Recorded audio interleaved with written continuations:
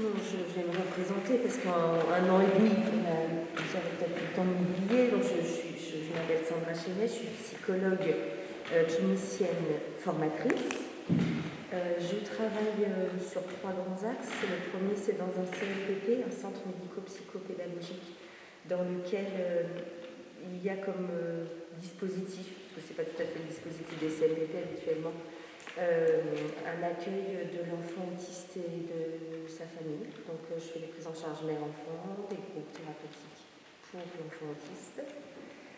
Et finalement, cette pratique que j'ai depuis un peu plus de 20 ans m'a très vite donné envie d'être auprès de l'enfant qui ne va pas trop mal. Et donc depuis une vingtaine d'années, je travaille au sein des crèches.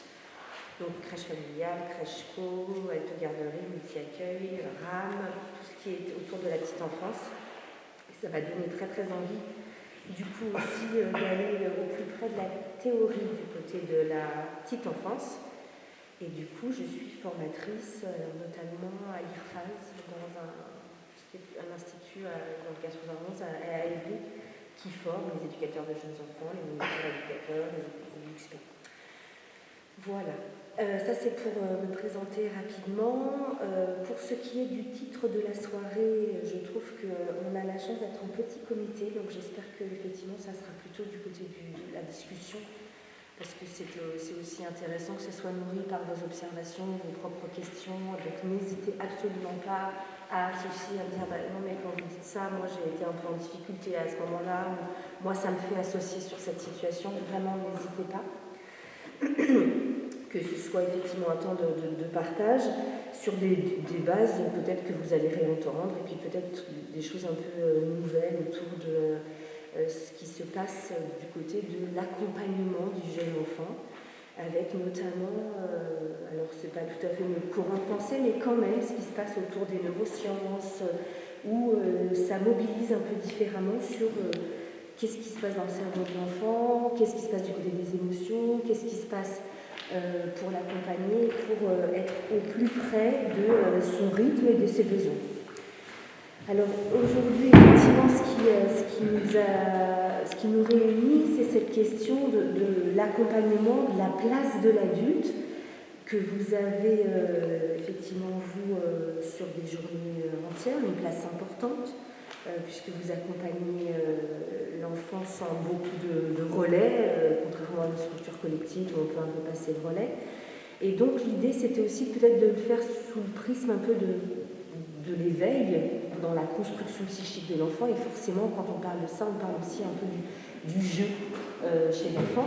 Et alors, quand j'échange avec vous, il y a des questions que je peux entendre qui sont, mais finalement, est-ce qu'on intervient sur le jeu de l'enfant, est-ce qu'il faut intervenir, quand, comment, est-ce qu'il faut lui montrer, est-ce qu'il faut faire, est-ce qu'il faut lui laisser faire? Oui, mais enfin, quand il ne fait pas bien, est-ce qu'on laisse faire? Quand il ne se sert pas bien de l'objet, on ne va quand même pas laisser faire. Donc toutes ces questions un peu de la place de... Est-ce qu'on utilise des jeux éducatifs finalement? Est-ce qu'un jeu, ça peut être autrement qu'éducatif? Mais est-ce qu'il y a des jeux un peu plus spécifiques qu'on utilise? Cette question-là, elle est aussi d'autant plus forte que tous les médias, la télé, les écrans, ont remis en avant l'importance du jeu, de la manipulation, de la motricité. Et puis souvent, ce que j'entends aussi, c'est un paradoxe que j'entends dans les échanges que je peux avoir avec les professionnels, qui sont, on entend beaucoup la spontanéité de la motricité libre, mais il y a quand même toute cette question de la protection, il y a quand même la question de la sécurité physique, et donc c'est tout cet équilibre à trouver entre le laisser faire, est-ce que c'est quand qu'on laisse trop faire, entre le laxisme, avec ce qu'on met aussi, est-ce que quand la collègue elle laisse monter typiquement au hasard le toboggan à l'envers, est-ce que moi ça m'agace pas, ou est-ce que moi ou est-ce que moi je trouve que c'est vraiment n'importe quoi, c'est pas lui apprendre, ou au contraire, je trouve que c'est comme ça qu'on apprend, enfin voilà, toutes ces questions. Et donc ce que je vous propose effectivement, j'ai jeté toutes les questions comme ça, et peut-être celles qui vous ont traversé l'esprit. Je vous propose de le voir sous 3 axes. Le premier, c'est effectivement cette question de la motricité libre et un concept qui est un peu un néologisme qu'on appelle l'affordance, dont on va parler.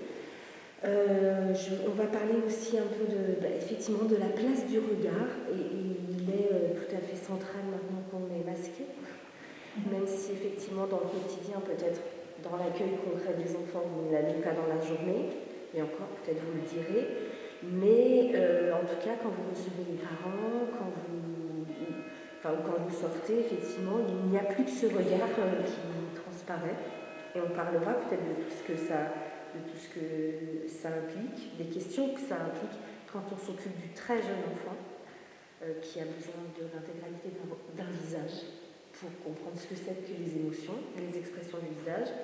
Et puis on parlera un peu de sécurité affective et de notion d'attachement. Voilà un petit peu le programme de ce soir. Donc quand on parle de motricité libre, ça je pense que vous avez un peu en tête parce que c'est maintenant très actuel.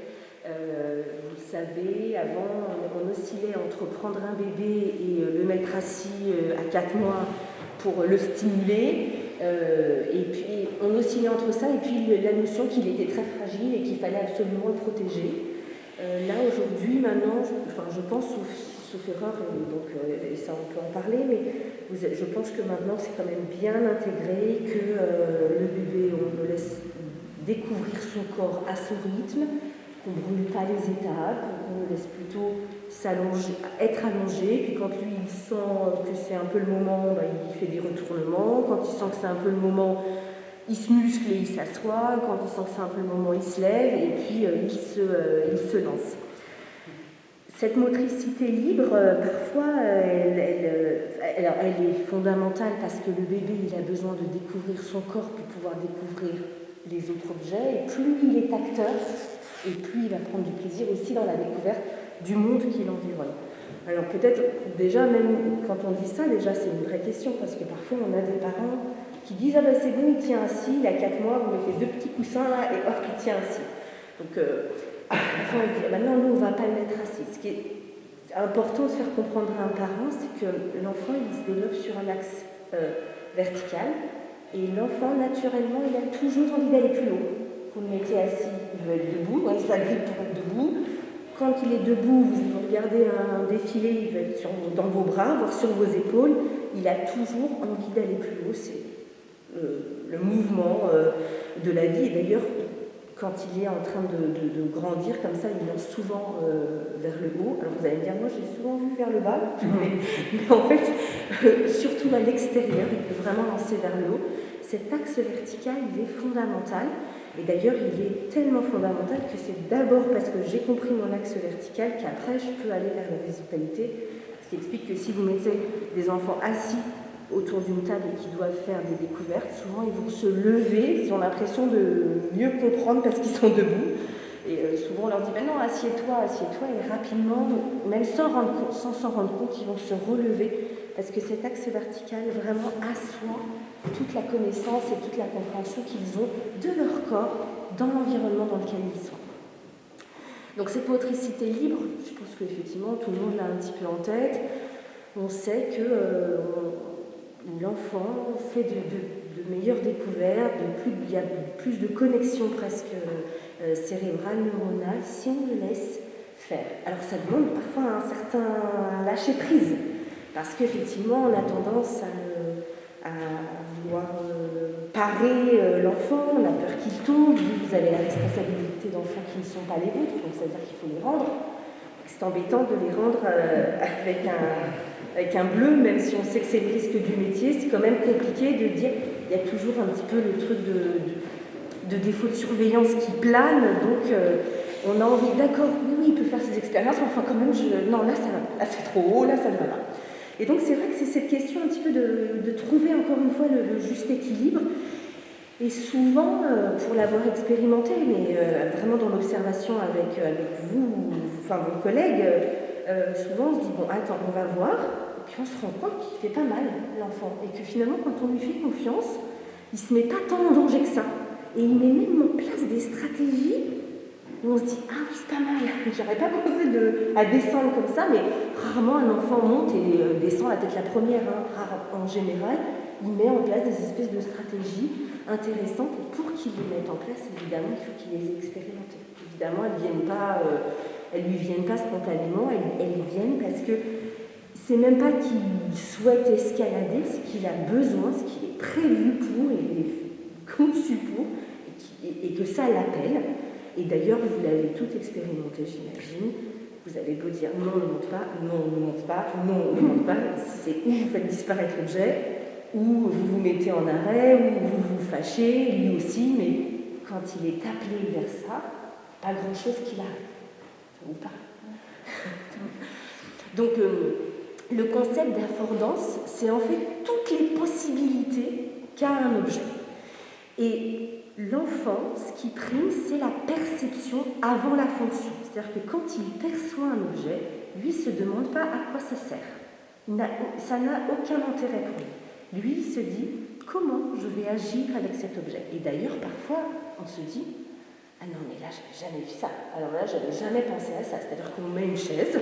Il y a d'ailleurs un très bel ouvrage, peut-être que vous connaissez, qui s'appelle, je l'ai remonté parce que La formidable histoire de la chaise bleue de Claude Boujon. Je vous encourage à aller regarder, c'est un livre de l'école de loisirs et pendant le confinement, ils ont mis à disposition des petites histoires qu'ils ont lues. Ne résistez pas, ça dure 3 minutes et c'est magnifique. Et c'est l'histoire de quoi? Je vais vous spoiler un peu l'histoire, vous m'en voudrez pas, mais c'est de deux amis qui se promènent dans un désert, il n'y a absolument rien, et là, il y a une chaise bleue.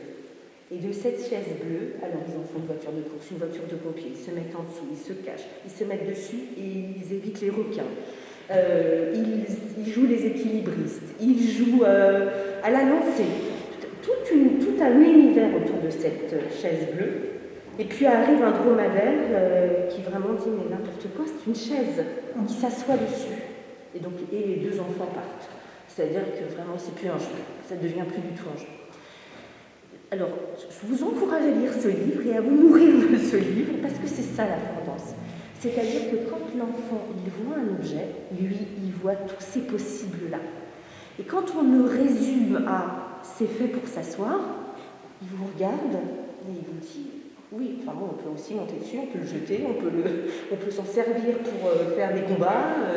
Et lui a tout un tas de possibilités que nous on réduit. Pourquoi nous on réduit? Parce que nous, sur le plan éducatif, on ne voit que sa fonction. C'est-à-dire que c'est aussi les apprentissages qui font que nous, on a refoulé. Et d'ailleurs, quand notre âme d'enfant n'est pas trop lointaine, et qu'on voit l'enfant ce qu'il peut faire avec une chaise, on est souvent même touché, presque émerveillé. Hop, ils mettent un drap au-dessus de la chaise. C'est drôle ce que vous dites, parce que donc, on a une artiste qui est venue dernièrement, en fait, et sur les temps d'atelier, elle est venue, et donc il y avait des chaises, des petites chaises, des tissus, etc.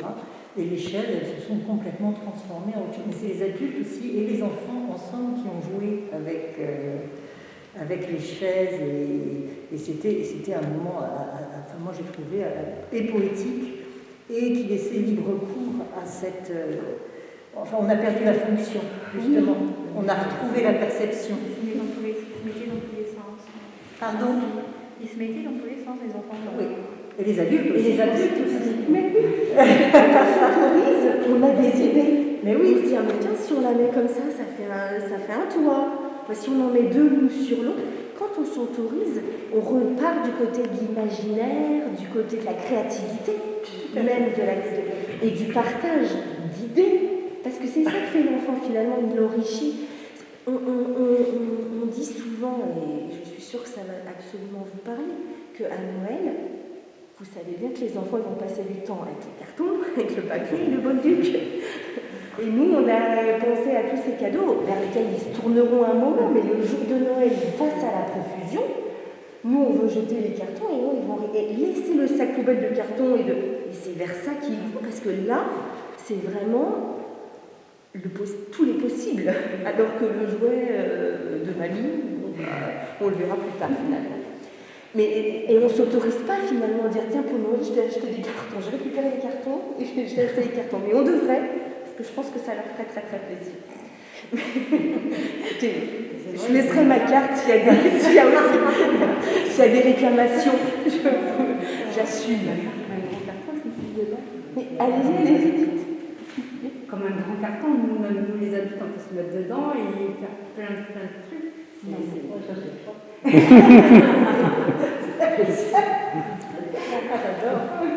Non, mais avec un carton, vous mettez un carton au milieu d'une pièce, oui. Les enfants vous les jouez.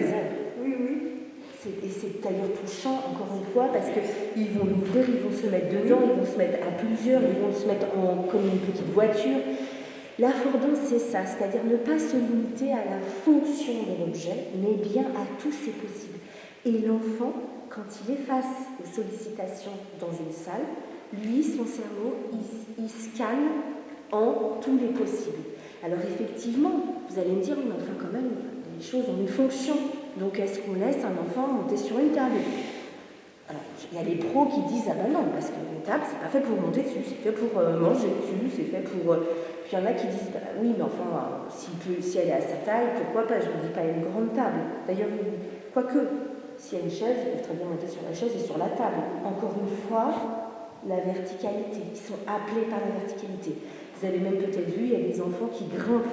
Alors, peut-être pas ceux que vous accueillez, parce qu'il y a tout un jeu de limites chez l'assistante maternelle, mais vos propres enfants sont peut-être montés sur le meuble de la télé.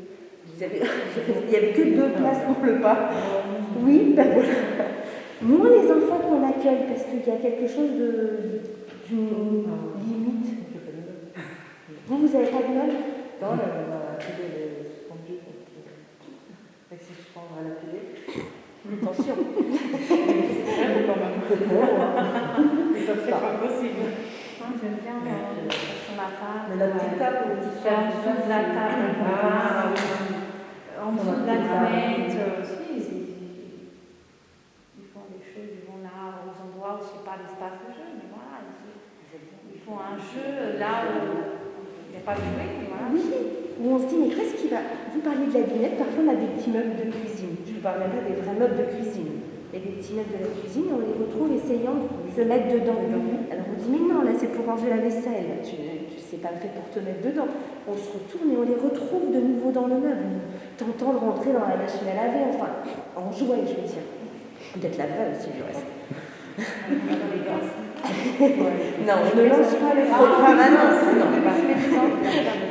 Donc, toutes ces questions, finalement, Ils se mettent en dessous. Oui, ils jouent en dessous. Une table haute comme ça, souvent ils ramènent les jeux, ils jouent en dessous de la table. Oui. C'est entre les chaises. La personne moyenne,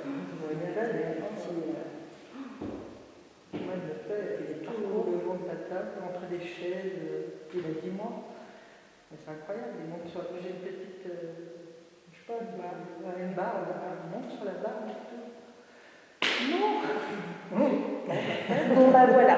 Maintenant, vous saurez. Alors, donc, ce qui est intéressant, finalement, c'est que souvent, on dit non parce qu'on dit... Enfin, souvent, non avec l'idée de « ça ne sert pas à ça ». Ça ne sert pas à ça. Alors, il en fait tout un jeu tous les matins, il fait ça maintenant. C'est un petit parcours qu'il fait tous les matins. C'est ça. Donc, voilà. Alors, parfois, et souvent, même j'ai envie de dire longtemps, on m'a dit, bon, bah, quand l'enfant il a cette appétence, il faut trouver un plan B. Il faut trouver quelque chose, un équivalent. Alors, dans les structures petite enfance, c'est assez facile, on a des structures motrices. Donc, on leur dit, tu ne peux pas monter là, mais tu peux monter sur la structure. Bon, une fois sur deux, quand même, l'enfant, il regarde la structure, il regarde son parcours et il reste sur son parcours. Une fois sur deux, c'est quand même ce qu'il appelle, qu'il va répéter. Et c'est quand même pour aller au bout de ce qu'il a envie de faire. Et c'est ça, c'est à ça qu'il faut être un peu attentive, c'est-à-dire si lui, tant qu'il n'est pas allé au bout, il y a des chances que ce soit le nœud de conflit. C'est-à-dire que parfois, il vaut mieux presque l'accompagner, et parce que sécuriser le parcours, comme vous disiez, en poussant un peu les chaises, peut-être. Non, il était très bien, je n'ai même pas besoin de déplacer, il a trouvé le truc. Au début, j'avais peur, parce que c'est un petit que j'ai depuis peu. Et puis finalement, non, il m'a fait voir qu'il se débrouillait très bien, que je laisse faire. Vous avez pris le temps de Tous regarder. les matins. Si vous avez pris le temps de regarder. Ah oui, parce que du coup, au début, j'étais là, mais c'est quand même parce qu'il commençait à peine à marcher. Mais il fait des escalades, il arrive bien à passer la planche avec les mains, tout impeccable. Donc bon, mais c'est vrai qu'au début, je me suis dit... Oui, puis en plus, il échappe un peu à votre vue, là, comme ça, en dessous de la table. Non. Vous l'avez à l'œil. Alors, quand c'est à terre, on supporte bien. Ce qu'on supporte moins bien, c'est quand c'est en hauteur. Ouais. Parce que quand c'est en hauteur, on a peur de la chute. Oui, il commence un petit peu, mais je me suis aperçue en fait qu'il a des choses qu'il fait chez moi, comme monter sur la petite table qu'il essaye, et sur les structures qu'on a justement en rame. Il est resté, vous avez pas vu, il est resté pendant des années comme ça, à regarder. Je pense que la prochaine fois, il va y aller. Ouais. Mais il est resté comme ça. Je pense qu'il était en train d'étudier. D'analyser. Il n'a pas essayé. Non, mais il n'a pas essayé alors que chez moi, il essaye de vouloir quand même. Il a 10 mois, donc c'est vrai que c'est pas évident. Mais ouais, je sais pas. C'est ça. Et il a fait du bloc de mousse. Ouais. Voilà.